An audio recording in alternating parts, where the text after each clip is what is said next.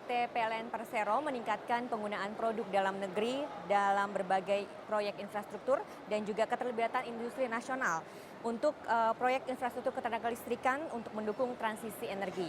Salah satunya dengan menggelar pameran tingkat komponen dalam negeri atau TKDN yang bertajuk PLN Local Content Movement for the Nation Locomotion 2022. Dan untuk membahasnya, saya Lucia Sarwi sudah hadir bersama Direktur Utama PLN, Darmawan Prasojo. Selamat siang Pak, apa kabar Pak? Selamat siang, apa kabar Mbak Lucia? Baik Pak. Selamat siang para pemirsa CNN Indonesia. Ya, terima kasih, ini suatu kehormatan buat CNN. Bapak bisa hadir di sini, kita bisa berbincang-bincang Pak. Nah sebelum kita membahas tentang TKDN ya Pak, mungkin bisa dijelaskan terlebih dahulu ini bagaimana peta ketenagalistrikan secara nasional Pak? Peta ketenagalistrikan nasional saat ini tentu saja kita menghadapi suatu tantangan dan juga opportunity begitu ya. Nah, kita menghadapi juga suasana kebatinan dunia yaitu bumi semakin memanas. The earth is warming. Nah, tentu saja PLN memegang peranan aktif bukan hanya di tingkat lokal, nasional tetapi juga dunia. Nah, untuk itu kita sudah memberi contoh kepada dunia ini bahwa dengan suatu niat kita punya komitmen penuh untuk menurunkan emisi gas rumah kaca. Nah, kita melakukan ini bukan hanya karena suatu perjanjian internasional saja, bukan hanya karena suatu kebijakan dari lingkungan, tetapi kita melakukan ini karena we do really care. We do really care bahwa masa depan generasi masa mendatang harus punya masa depan yang lebih baik daripada generasi saat ini. Nah, kita sudah pertama menurunkan emisi gas rumah kaca itu dari sudut pandang planningnya dulu. Jadi di tahun lalu pada saat dalam fase perencanaan kita sudah menghapus 13 gigawatt pembangkit batu bara. Oke. Dan itu artinya we avoid, kita menghindari emisi gas rumah kaca sekitar 2 miliar ton selama 25 tahun. Jadi itu adalah suatu bentuk dari itikat baik dari kita. Jadi business as usual itu selama 25 tahun mendatang akan ada tambahan 2 miliar ton. Tapi dengan adanya effort kita ini sudah dikurangi. Nah, apakah itu sudah cukup? Belum cukup.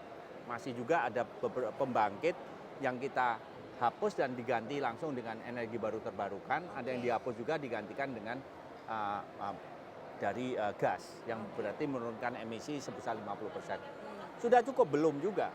Karena business as usual saat ini emisi gas rumah kaca di sektor ketenagalistrikan sekitar 240 juta. 2060 nanti akan naik menjadi 1 miliar ton setahun di tahun 2060. Nah, ini tidak bisa kita toleransi, maka pemerintah dan PLN bersama-sama meluncing namanya Net Zero Emission by 2060. Dari 1 miliar ton turun menjadi 0 ton di tahun 2060. Itu kan net zero. Lumayan besar ya pencapaiannya Pak. Kemudian kita juga, misalnya tahun ini saja, kita sudah berhasil menurunkan 35 juta ton, tahun ini aja. Dibanding dengan business as usual, penurunan gas rumah kaca. Kemudian untuk NDC tahun 2030, 29% ya insya Allah akan tercapai. Tetapi begini, kita apakah hanya compliance? Bukan. Karena dari tagline kita, we do really care, kita akan memberikan suatu effort yang all out agar ini semuanya bisa tercapai. Nah, contoh juga misalnya kami sudah melakukan self-impose. Jadi ini aturannya belum berjalan tapi kita sudah melakukan carbon trading gitu.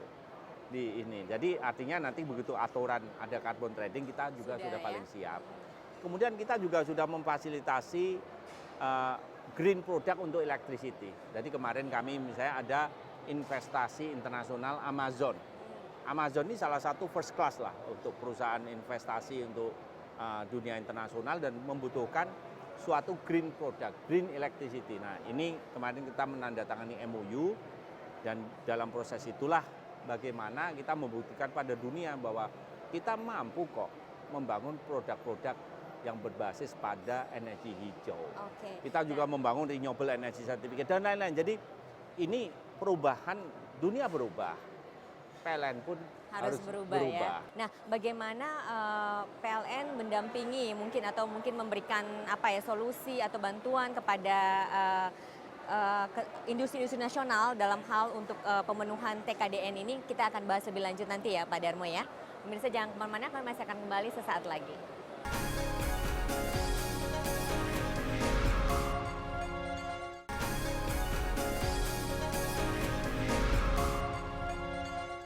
Ya, Pak Darmo, tadi upaya dari PLN untuk meningkatkan TKDN di bidang ketenagalistrikan ini bagaimana? Selain dengan target zero emission di 2060 begitu ya, ada juga target untuk penggunaan tingkat komponen dalam negeri atau TKDN ya Pak. Nah, ini bisa jelaskan apa itu TKDN dalam hal untuk PLN dan seberapa urgent sih Pak?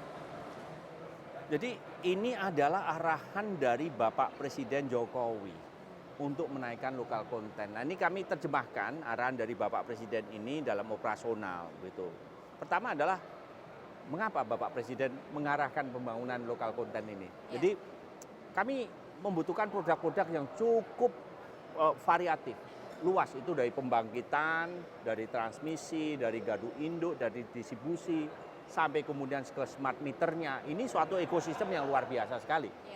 Nah, kalau produk-produk ini diimpor, maka akan ada penambahan lapangan kerja yang di negara asal barang-barang tersebut. Betul. Akan ada akselerasi pertumbuhan ekonomi, bukan di kita, di sini, tapi ya. di sana, Ya. begitu. Nah, itulah yang disebutnya ada devisa. Kemudian juga di sini ada bagaimana bangsa ini harus bisa memegang kendali masa depan di tangan kekuatan bangsa ini sendiri. Begitu. Nah, itulah arahan dari Bapak Presiden. Nah, bagaimana how we going to walk the talk, begitu kan. Nah, dalam proses ini di tahun 2019, 2020, local content PLN itu sudah mendekati 40%. Di tahun 2020. Ya. Kemudian kami selama setahun bisa menambah menjadi 48%.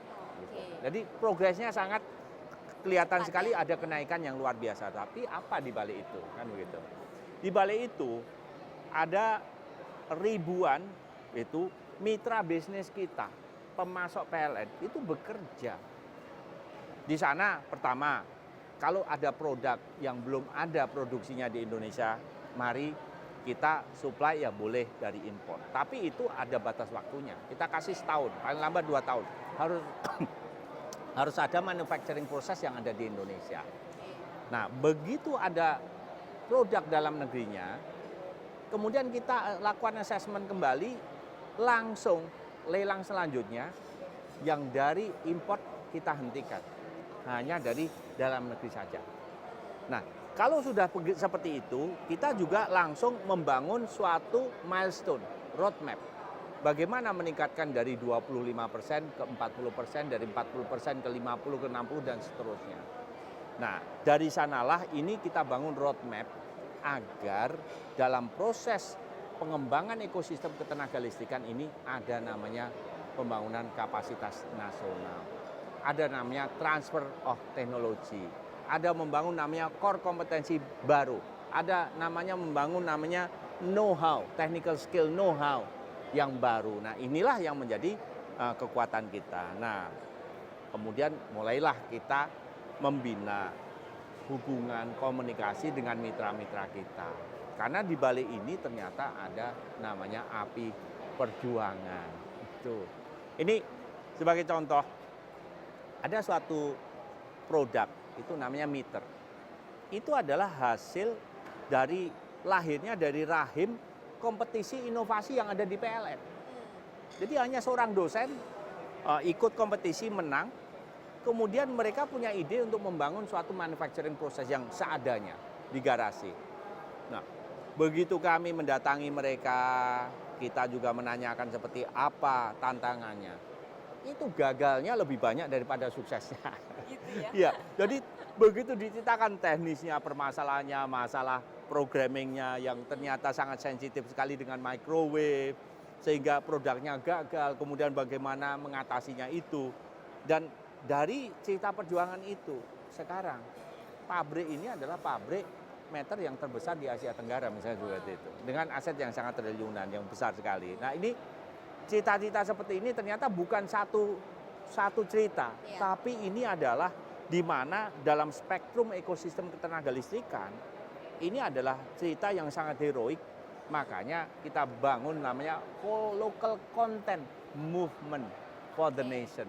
Jadi tadi dalam acara ini luar biasa, ada ribuan gitu ya pemasok kami yang ikut serta dalam hal ini, bahkan pegawai, pekerja yang di bawah naungan ekosistem ini termasuk dengan rantai pasok turunannya itu lebih dari 4 juta pekerja yang bekerja di sini. Nah tentu saja kami berkomunikasi dengan mereka bagaimana semangat api perjuangan untuk membangun kapasitas nasional, bagaimana mereka bisa memperpanjang rantai pasoknya, menambah dari fasilitasnya, kemudian menambah produksinya. Dalam hal ini juga dalam proses itu kita ingin membangun suatu ekosistem di mana ekosistem ketenaga listrikan ini kondusif untuk apa? Untuk berinovasi.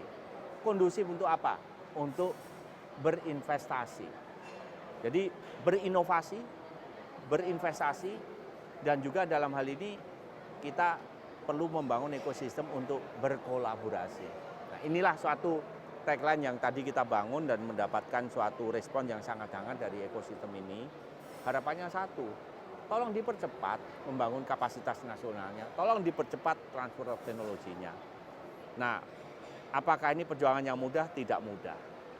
Masalahnya banyak, tantangannya banyak, tetapi api semangat perjuangannya juga luar biasa. Nah, bagaimana Pak menjaga dari sisi kualitas? Kan kita tahu biasanya dikatakan produk impor itu selalu lebih baik begitu. Nah, itu bagaimana Pak? Dalam hal ini kami betul-betul menyatu dengan mereka. Jadi kami datangin, kami berkunjung, kami banyak mendengar gitu ya. Prosesnya itu banyak sekali. Misalnya ada satu produk itu Mbak Lucia, itu harganya 1,4 miliar. Ini bagian dari komponen pembangkit. Diimpor, jadi tidak ada produksi dalam negeri. Kemudian kita melakukan namanya reverse engineering. Jadi dari produk yang ada yang rusak, pembangkitnya tidak berjalan, dibongkar, kemudian dilakukan reverse engineering. Nah, tidak mudah. Pertama gagal, kedua gagal, akhirnya bisa terbangun. Nah, kemudian kita tes kualitasnya seperti apa. Ya alhamdulillah ternyata kualitasnya cukup bagus dan memenuhi persyaratan kualitas. Baru kemudian kita aplikasikan, kita pasang, dan ternyata mengagetkan juga harganya berapa, dari 1,4 juta turun hanya menjadi sekitar 1,4 miliar dari 170 juta saja. Jadi hampir 10%-nya, sisa 10% saja ya biayanya dengan kualitas ya, Pak, yang sama. Jadi kami melihat bahwa kalau masalah kualitas itu tidak perlu kami diskusikan, karena kami di sini ada suatu lembaga yang mengetes kualitasnya, apakah memenuhi syarat atau tidak. Jadi kalau tidak memenuhi syarat ya kami dengan terpaksa tidak bisa menerima komponen tersebut. Jadi dari komponen yang sudah masuk ke ekosistemnya PLN semuanya kualitasnya dijaga Pak. Dan kami betul-betul menjaga itu. Karena kalau tidak tentu saja ini nanti ada kompromi ya. Bagaimana kualitas keandalan pelayanan listrik ini juga akan berkurang. Betul. Nah, untuk mencapai target, tadi kan kata Bapak sudah 48% begitu ya. Nah, sampai akhir 2022 ini targetnya berapa persen Pak? Kita target sampai 50%. Sampai 50%. Ini kan kita cek kemarin ada sudah 46, ke 47, ke 48. Kita akan genjot lagi sampai 50%. Tapi tentu saja ke depan kita juga sudah mulai memetakan bagaimana ada rantai pasok yang sampai saat ini belum tergarap gitu. Mbak Lucia, para pemirsa semuanya. Ini sebagai contoh ada power transformer, trafo untuk pembangkit. Itu core-nya itu masih diimpor. Olinya masih diimpor. Tadi kami juga melakukan MOU tanda tangan kerjasama agar bagaimana menjajaki kemungkinan agar core-nya yaitu silicon steel ini bisa dibangun di Indonesia. Kemudian juga tadi perlu minyak yang masih import dan bagaimana ini juga bisa diproduksi di dalam negeri. Untuk itu kami melakukan MOU dengan BUMN yang terkait juga. Kami menawarkan kerjasama, kami menawarkan market Tentu saja dengan catatan ini menjadi business opportunity bagi mereka. Inilah yang kita sebut dengan ekosistem yang kondusif untuk berkolaborasi, ekosistem yang kondusif untuk berinvestasi, ekosistem yang kondusif untuk berinovasi. Oke. Nah, bagaimana PLN mendampingi mungkin atau mungkin memberikan solusi atau bantuan kepada industri-industri nasional dalam hal untuk pemenuhan TKDN ini, kita akan bahas lebih lanjut nanti ya Pak Darmo ya. Pemirsa jangan kemana-mana, kami masih akan kembali sesaat lagi.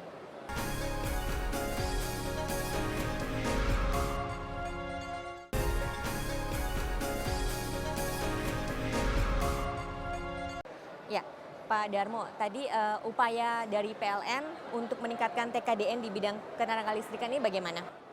Jadi dari upaya ini kita melihat bahwa kita memetakan roadmap gitu. Kemudian yang paling penting lagi adalah ini ekosistem yang sangat besar sekali. Nah, untuk itu kita temani mereka. Kita temani mereka, kita dampingi mereka, dan kita memberikan juga fasilitas bagaimana agar roadmap ini bisa tercapai. Dan kita menganalisisnya bukan lagi satu sektor, tetapi komponen demi komponen. Misalnya trafo, misalnya jointing, terminator, kemudian juga misalnya ada sleeve, dan lain-lain. Jadi satu persatu kita analisis, kemudian kita kemudian berdiskusi juga dengan para pemasoknya, dan dari sana kita urai apa tantangannya dan kita selesaikan bersama-sama. Jadi kami diri dan yang paling penting lagi adalah kita memberikan menyuntik juga api semangat perjuangan, karena di balik ini tentu saja tantangannya lebih banyak daripada suksesnya, tetapi dalam proses ini kita tidak akan menyerah. Kita pantang mundur, dan dalam hal ini kami juga merasakan semangat yang luar biasa dari para ekosistem ini untuk maju terus. Dan untuk itu kami mengapresiasi ini para pemasok PLN, para pelaku bisnis di ekosistem ketenagalistrikan, bahwa kita berjuang bersama, kita selesaikan tugas yang luar biasa yang mulia dari Bapak Presiden ini. Kita akan bangun kapasitas nasional, kita bangun suatu ekosistem ketenagalistrikan yang berbasis pada kekuatan bangsa sendiri. Mungkin bisa cerita sedikit Pak, hambatan-hambatan apa yang dialami Pak dalam proses mencapai TKDN ini? Sebagai contoh untuk misalnya ada komponen yang masih harus kita bangun gitu. Nah, ini butuh investasi yang baru, ini ada investasi yang baru, tetapi juga kalau ada investasi itu butuhkan skala ekonomi yang cukup besar. Nah, untuk itu kami perlu menjahit ini. Misalnya kebutuhan core dari trafo. Nah, kalau ada investasi di situ, mereka membutuhkan minimum pangsa pasarnya berapa. Nah, ini kita kumpulkan semuanya, berapa sih kebutuhan core-nya itu. Dan apakah investasi baru ini bisa matching juga dengan kebutuhan kita. Nah, satu persatu. Kemudian juga kita harus menjahit dengan para pelaku bisnis di luar ekosistem kelistrikan. Kalau core itu ternyata ada kebutuhan silika, ada kebutuhan besi. Nah, ini di luar ekosistem kelistrikan, tetapi untuk itu kami dalam hal ini kami berusaha membangun suatu ekosistem yang lebih luas lagi. Kita membangun suatu rantai pasok di luar ekosistem ketenagalistrikan yang saat ini masih belum terbangun. Nah, untuk itu kami tadi membutuhkan arahan juga dari Pak Menko Perekonomian, dari Pak Menteri BUMN, kemudian juga Pak Menko Marinvest, kemudian Kementerian ESDM. Jadi kami kemudian juga yang paling penting dari Kemenperin gitu. Jadi kami berusaha bahwa inilah tantangan dihadapi, kemudian mari kita selesaikan bersama-sama. Tapi kami optimis Pak, bahwa semangat kebersamaannya ada, api perjuangannya ada, tidak takut dengan tantangannya ada. Tadi juga dari ekosistem kita, para pelaku bisnis di sektor ketenagalistrikan semangat semuanya, jadi kami yakin. Amin. Baik, terima kasih Pak Darmo sudah hadir dan sudah berbincang di sini. Pemirsa, demikian perbincangan kami dalam Indonesia Forward. Semoga beragam langkah dan strategi yang dilakukan oleh PLN bisa membuat PLN mencapai visinya, yaitu menjadi perusahaan listrik terkemuka se-Asia Tenggara dan nomor 1 pilihan pelanggan untuk solusi energi. Saya Lucia Saharu undur diri, sampai jumpa.